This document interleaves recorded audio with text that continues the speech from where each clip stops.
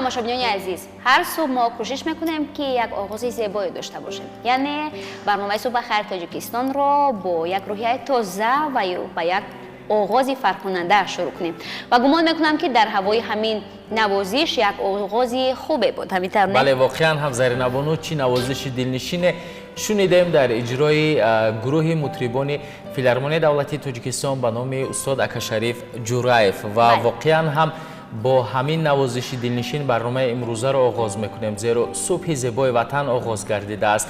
بگذار این صبح زندگی صبح رنگین ترین زندگیتان باشد، صبح بسیار پاک و بی‌آلایش وطن به همتان مبارک دوستان عزیز.